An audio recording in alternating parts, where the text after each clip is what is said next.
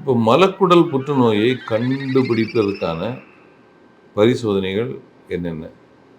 So மெயினாக வந்து இப்போ ஒரு கிளினிக்கல் சஸ்பிஷன் இருக்குன்னா, ஃபீக்கல் அக்கல் பிளட் எஃப்ஓபிடி என்று சொல்லுவோம். அதாவது மோஷன் டெஸ்ட் பண்ணி அதில் வந்து அக்கல் பிளட் இருக்குதா, நம்ம கண்ணுக்கு தெரியாத இரத்த அணுக்கள் அதில் இருக்குதா அப்படிங்கிறத வந்து பார்க்கலாம்.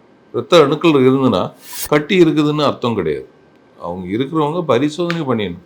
அது பைல்ஸில் இல்லை வேறு ஏதாவது கோலைட்டிஸ்னால உள்ள ப்ளீடிங்னா கூட இருக்கலாம். ஸோ அப்படின்னா அல்சரோ புண்ணோ ஏதோ இருக்குது, அதை பரிசோதனை பண்ணி கொள்ள வேண்டும் என்று அர்த்தம். இது தவிர இப்போ நவீனமாக வந்தது தான் ஸ்டூல் டிஎன்ஏ டெஸ்ட், ஃபிட் அப்படின்னு சொல்லுவோம்.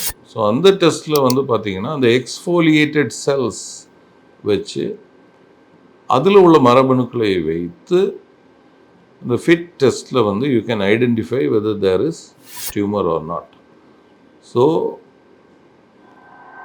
மோஷன் டெஸ்ட் மூலம் உங்களுக்கான என்ன அடுத்த இதை செய்ய வேண்டும், என்ன பரிசோதனை செய்ய வேண்டும் என்று நிர்ணயித்து கொள்ளலாம்.